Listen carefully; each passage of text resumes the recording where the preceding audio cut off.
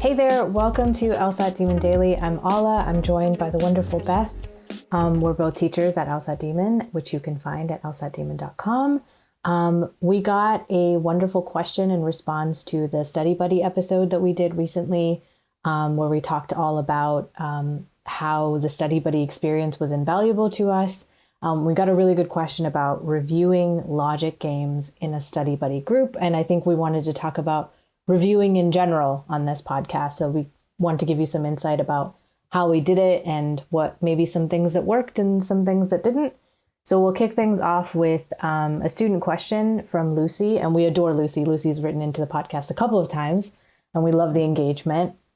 So, hi, Ala and Beth. I love your Study Buddies series on the Demon Daily podcast. To follow up on your last podcast, my question is, how do you review logic games within a group setting? This is something that I struggle with in my own review group since I don't necessarily have my own whiteboard. Did you use an online whiteboard, iPad, pencil? Did you just share setups from your scratch paper? Thank you, from Lucy. Thanks again, Lucy. Beth, any initial thoughts on that? Yeah, totally. I mean, first of all, great job. You're doing the right things if you're already like reviewing with other people and it's going in a good direction. I think if that's working for you, that's awesome. And I'm glad that you asked this because we did run into this issue of how are we going to review logic games together? And actually, it was the click of realizing that technology is our friend and we don't have to just do everything on Zoom, or we don't have to do everything exactly the way it works in live classes on the Demon, because all of us were studying at the Demon when we were in a study buddy group together. But we didn't have a whiteboard either. And the way that we would review logic games and the way that we found eventually was most efficient was if we struggled with a game, we would just take a picture on our phone and text it to each other. So we'd have a picture of our scratch paper of our worlds and go through them like line by line and talk about what rules we started with, how we built worlds. Sometimes it was like the memory work is the hardest part of where did I start? Because when I'm looking at complete worlds, sometimes it's harder to remember where I started. But that worked great for us, just showing pictures. And then we could compare and contrast and go, okay, did we end up with the same worlds? Because that's a really good check to say, did I do this correctly? Are our worlds the same? And it's okay if they are, laid out horizontally or vertically in a different way. But if we ended up with the same logically equivalent worlds, we knew we were doing the right thing. So we did that just by sharing pictures and scratch paper. And we would do it also when we would do review timed logic game sections. We would only really review things that we struggled with. We didn't really find it necessary to review things that we just totally knocked out of the park. Didn't need to waste our time doing that. So really the person that struggled with the game would be the one to reach out and ask how the other person built worlds, if there was a more efficient way to start. And we would just talk through it that way. And once we shared our worlds with each other, oftentimes that person would actually, just after our study session, go try it again on their own without using the worlds that we had given them, but just see, can I replicate this? Can I take these more efficient steps? Is there anything else you would add, Ala, about how we did that? Yeah, I mean, I think you touched on some really wonderful things. I think one key piece of this, and we went over this in our first episode too, which was about vulnerability. I mean, I think like we just had a really good rhythm in our group and we were like, hey, I struggled with this game. Can you help me out? And that was a good setup to be able to reach out. The other thing I'm thinking of, and by no means are we asking you to like time your games or to think about time on games, but one of the ways we would evaluate like sort of how we were doing was like Beth was always a rock star with games. And I'd be like, okay, how long did you take on the first game? And she'd be like 6 minutes. And I'd look over and it'd be like 9 minutes for me. And, we were doing roughly the same level of LSAT material, right? Like it wasn't like I was, a much newer student or anything like that. It's just games were something that I struggled with. And so I'd be like, okay, so this game is solvable in 6 minutes because Beth just did it. And then I'd be like, okay, like, how did you break it down? And then oftentimes I'd find stuff like I would have like 3 duplicate worlds because I'd just gone overboard in my setup. And with an easier game, maybe I could have started with a more efficient place and then done, fewer splits and come up with a less repetitive full solution. Like my solution would work. It's just like Beth's way was more concise and like more efficient. And so comparing time was like another thing that was helpful. Like we just like call out how long we took on each game.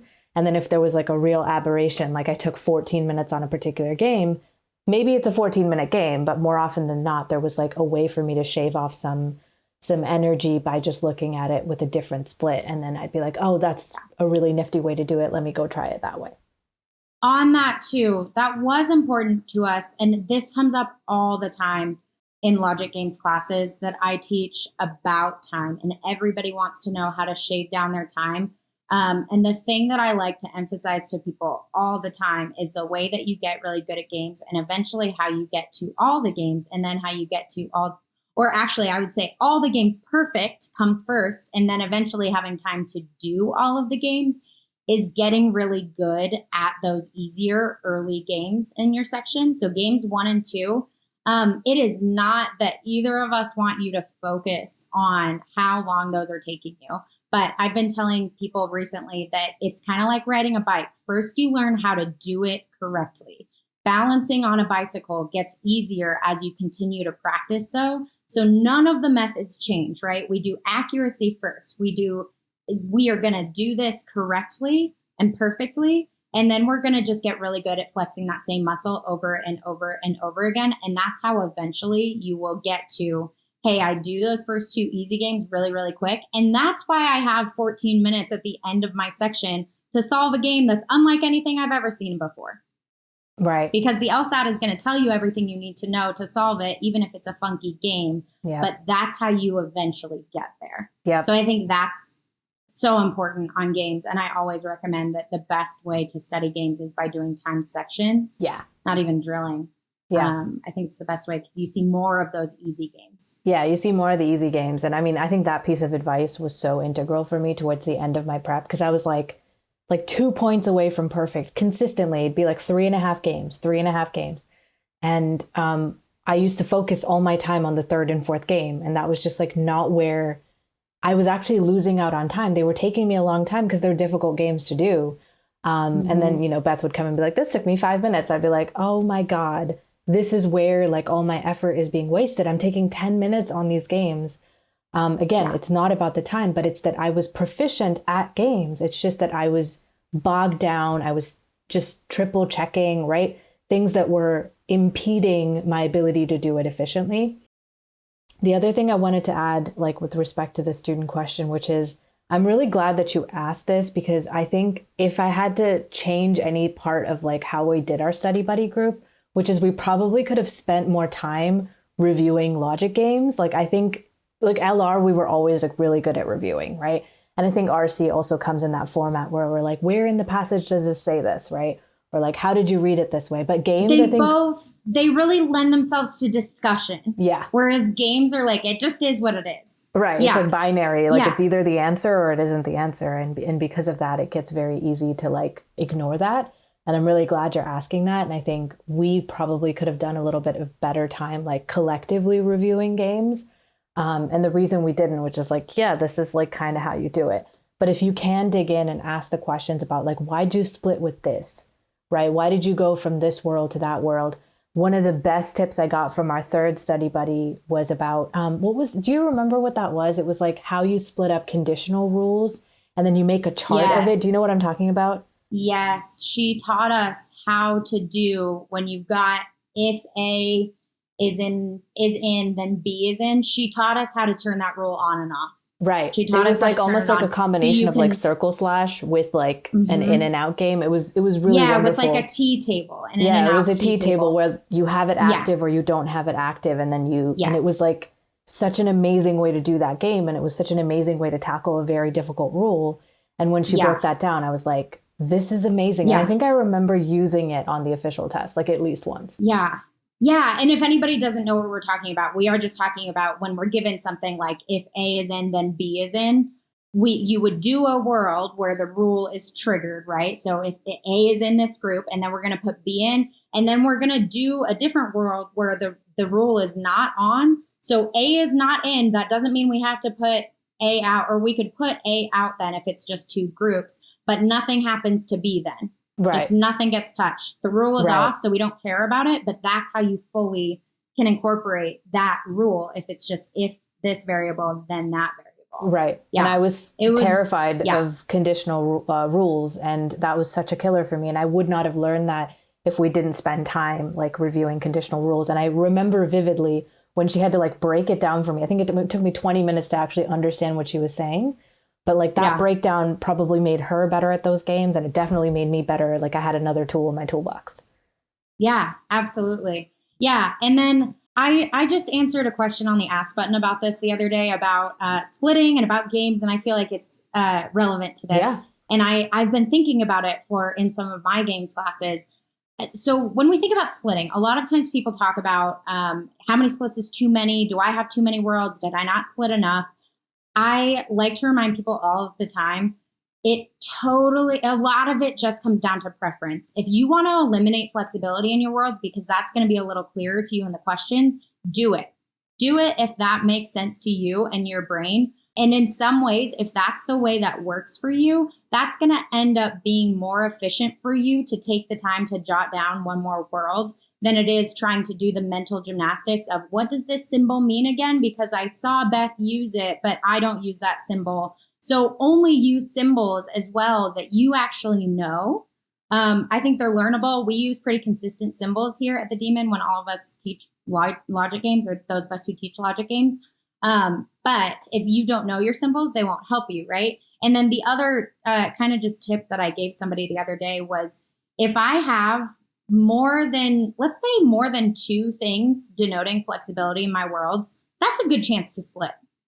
If I'm having 4 different arcs across my world and I have a couple arrows going around and I have a couple flip-floppies back and forth, it's like, you know what? That's a little too much to decipher for me. That's a really good place to split. Yeah, and I think that's a wonderful tip. And Lucy, thank you again for writing in with your question. We hope this gave you some insight about how to review. And kudos to you for prioritizing LG review in your study groups, because I think we all could have spent more time on it. And it's a really good place to spend time, even though it doesn't lend itself to like the best kind of like review the way LR or RC does, but certainly something that is worth your time to invest into. Let's talk about LR review, Beth. Like, what do you think were like the most sort of important facets of how we reviewed, or maybe just like how we went over LR questions in general? Yeah, I think high level, what we would do with LR, we would do sections again. So we would do a time section every day that we were studying. So we would do a time section. And if we missed a question, those are what we would review, right? So we'd all come with, hey, I missed 16, I missed 7, I missed this one. And the person who missed the question would be the one to lead the review on that question. I think we had to practice a little bit of self-control, right? So say I missed question 7, I'm going to show up, or I did show up and say I missed question 7. I went in blind though. I still was in blind review so that I wasn't just looking at the answer and telling myself, oh, I get it now, or I know it. But I think that was really helpful, actually doing a blind review in front of you and our other study partner. And the way we would do it is, if I was the one who missed it, I would be the one reading the passage, breaking down the passage, and trying to understand the passage. But the really helpful thing about having study partners there was that Alla was awesome at it. Alla would be like, is that really the conclusion, Beth? What are they concluding? Or is that really what you think that means? And those questions to each other, though, were so helpful to actually getting to understanding, because we couldn't just pretend we got it and see that the answer was actually A instead, and I'm going to move on. Yeah, I think that's at least high level how we did review of questions we missed. What would you add, Alla? I mean, I think that's fantastic. That's basically, how we tackled LR questions. One of the ways that I tell students to review LG actually is to do the game, and then if they mess up, to go look at an explanation, watch just until it clicks, and then come back and keep trying the game, right? And then to go into that, do, rinse and repeat, do as many rounds of that as you need to until you get the game. We tried to embody something really, similar when we did LR questions, which is, can we give the person who's struggling with the question just like an ounce of help so that they could help themselves get to the answer? And I think that model was really vital in how we sort of helped each other learn, because, we're not trying to be the know-it-all or the gunner in the room, right? We don't have to get questions right. We already did the sections. Like, there's no competition. It's actually, can we provide an environment where the other person can learn, and can we notice where they're tripping up, right? That's, I think, where the bystanders can sort of like learn from the other person being on the hot seat, right? So if Beth is going over a question that she missed, me, by listening to how she's breaking it down and by noticing like exactly where she veers off, I'm like, that's a place where like we can build a little bit more understanding, right? And then if we can like steer her back just a little bit back on track, then maybe she'll sail through the rest of the question. And it's just that little adjustment that we're missing to be able to crush that question. Yeah, absolutely. And with that, I think another, if not the most important question that we asked on LR and RC was, we would stop each other at the end of the passage, or if we tried to run into the question already, the person who missed it, one of us would stop each other and say, wait, what is your prediction? Do you have a prediction for this? And also, we'd already seen the question, right? So I knew question 7 was already a weaken question, but that was still a great chance to stop and say, what is your prediction to weaken this? Even if you already know they're going to ask you to weaken it, we want you to sit here and come up with a prediction. And that's where the steering came into, because we did help each other and say it was something about car crashes or something, and one of those statistics questions, we would start to ask questions like, what would happen if this? What would happen if this? Do you think that's a prediction that could help you weaken the question? Not totally giving it to each other, but trying to guide in a helpful way, not just watch each other struggle. Another, piece of that just falls under the exact thing that you were talking about, is that we would, when we came up against something that like the other person was clearly struggling with, we would allow them to keep struggling to the point where like it's not helpful anymore. Right. And I think that's something that you notice over time. Like, okay, after this point, I don't think this person's ever going to pick up on what the right answer is. It's kind of that ship has sailed, and we just need to go over the whole question again. And I think noticing that can be really helpful and not waste time, because I think a lot of students want to be really thorough with review, right? Or they get very invested into getting better at the LSAT to the point where they might be overdoing it. But also remember that, like, if it's not clicking, that's not the end of the world, right? You don't have to win all your battles that day. Just win one. Just win one battle. Yeah. That's all you got to do. Right. Absolutely. If we could help each other, lead each other to the correct answer, that's awesome. And if not, another way to get to understanding is having somebody explain it to you, as long as you reach the point of, oh, okay, I understand it now. It doesn't always have to be lead the horse to water, right? Somebody can also teach you. Yeah. And that's what is really helpful about having sort of the give and take. And we all have different strengths and weaknesses. I had questions that I was bad at. I had questions I was good at. And some of those strengths and weaknesses complemented each other, especially with having 3 people studying. Yeah. We had different knowledge going on. The last thing that I would say about LR review, and one thing that I would really recommend nobody neglect to do, is so it was like breaking down the passage, right? Breaking down understanding, identifying conclusions, premises, or identifying if there's no conclusion, and then making predictions, getting to the question, making a prediction again, maybe if you didn't make a prediction in line with the question. But from there, the person who got the question wrong the onus would also be on them to go through each answer choice and talk about why it's wrong or why it's right. I know, like Nathan and Ben's key questions or their key reminder is, it takes 2 mistakes to pick a wrong answer, right? You didn't choose the correct answer, and you also picked a wrong one.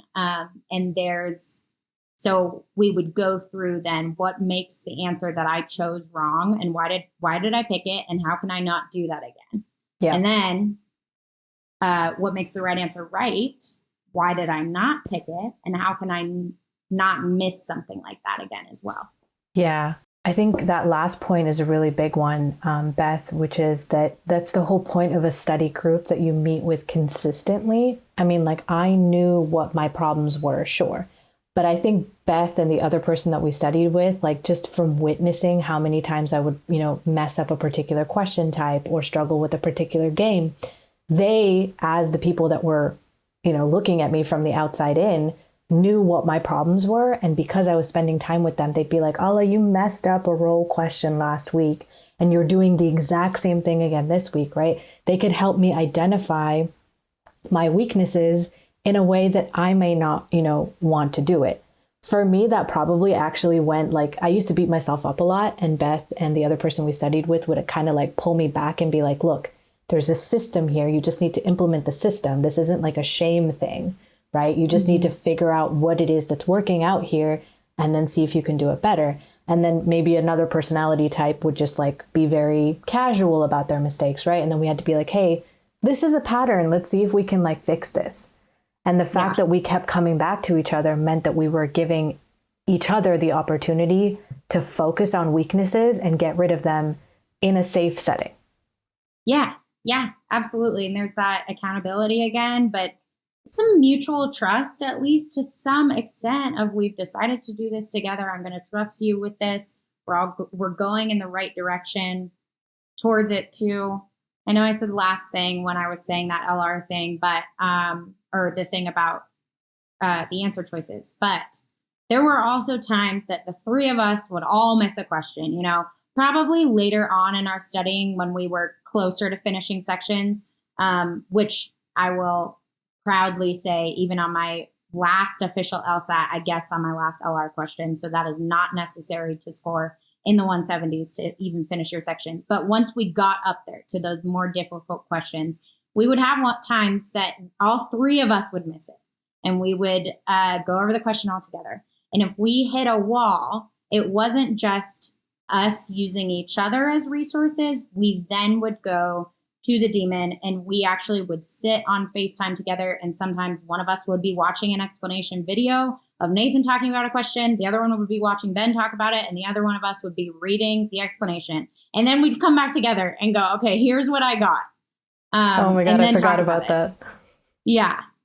So those resources are there for you as well. I don't want you to feel like you only have each other, or even if you're studying independently and using these review tactics, you don't just have you. We want you to use the resources in the demon. And beyond that too, please use the ask button if those explanations don't make something click or we don't have an explanation yet, because we are here for you and we want you to understand it because we think it's understandable.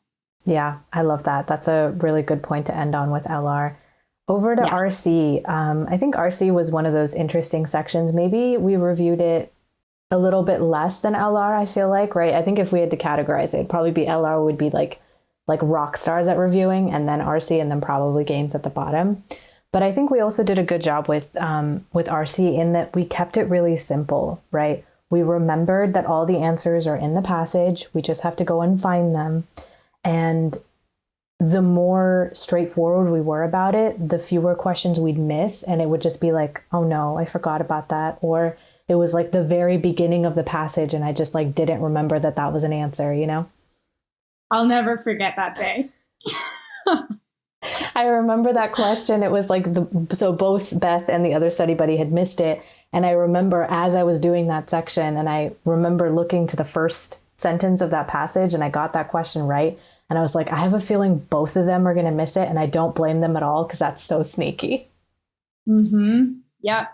And it was so funny. And you were not gloaty about it at all. But Alla was like, would one of you just read the first sentence? Just read it.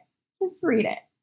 And we were both just to our shame. But we were like, all right, that's a mistake I'm never going to make again. I don't want to miss the understanding of the whole picture. And missing something said in the first paragraph or the first sentence is missing the understanding or the comprehension in the reading comprehension.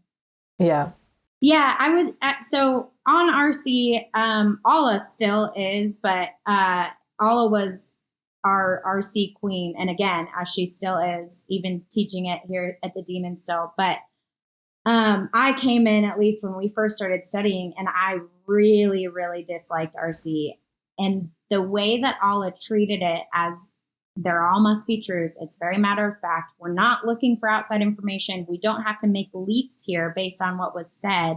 We just have to be interested in what was said enough to actually answer these questions. And again, stop trying to pull all of this outside stuff in.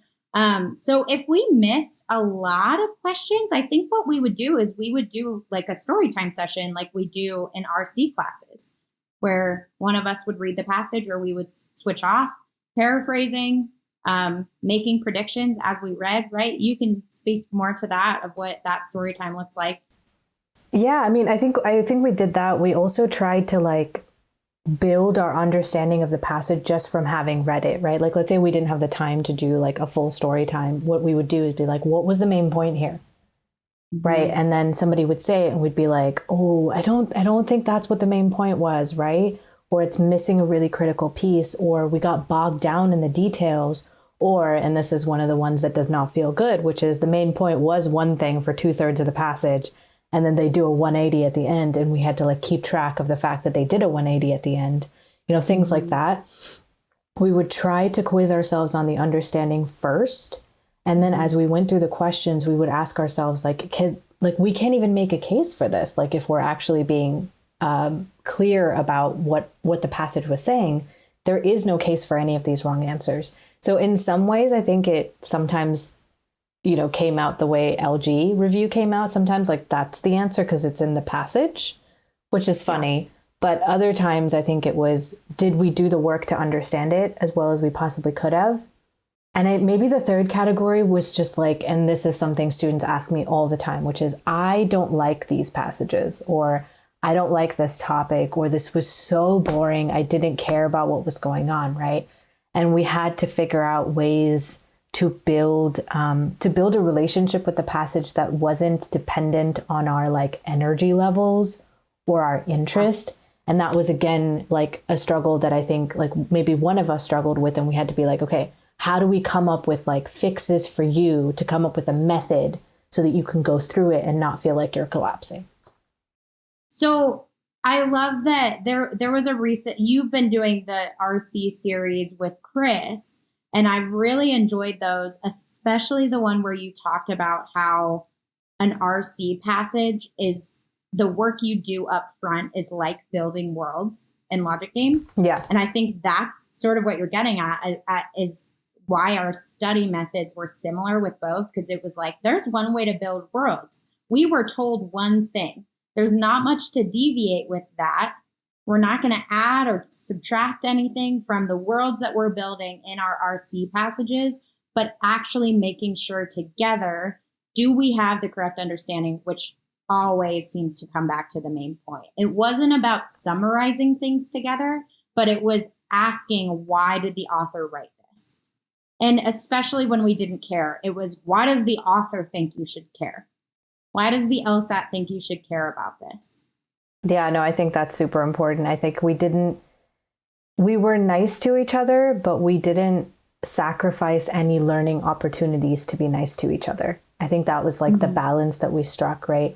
With RC, and this was a section that I even struggled with at certain points, right? This was by no means something that like I had mastered or anything like that. We all of us like made steady progress, and we were tough on each other when we needed to be, but then we pulled off when like it was something that clearly we just needed to get better at. It isn't anything that we can overanalyze, right? There's nothing to analyze. It's just we need to practice, right?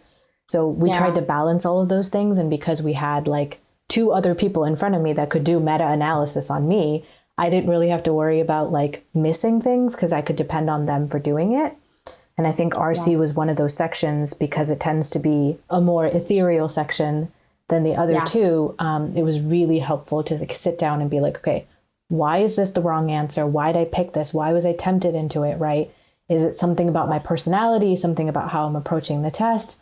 All of the above. And we would break it down and we would take that as the lesson to like sort of try the next RC section with. Yeah. Yeah. And on that too, you just touched on it with the answer choices, but we did do the answer choices in RC the exact same way as we did LR. Yes. The person who missed a question would be the one to lead the question, and we would go through. Oftentimes it was me going through, and I would have to explain to Alla and our other study buddy, why did I choose this wrong answer? Why did I think it was supported? And if I wasn't getting it, they would help me get there. And then again, those same questions, why didn't I choose the correct answer? How am I going to avoid that mistake again? Yep. It was essentially, we created an environment where we could process through these questions and understand, like, it's like pressing until it hurts, right? Like some of us had struggles with understanding the passage, or we just like didn't understand the author's tone at all as we were reading. Yes. Right? Or we are very passive on the questions. That's something I struggled with, right? Whatever was the issue, we unearthed it. And section after section, week after week, we were like, okay, so did you do a better time reading this time, right? Or were you more aggressive in the questions like you needed to be? And it's, again, that meta-analysis that comes with the fact that I had two people that were monitoring me and finding like, okay, these are all the struggles. And this is what we're going to chip away at today when, you know, I'm on the hot seat to review a question.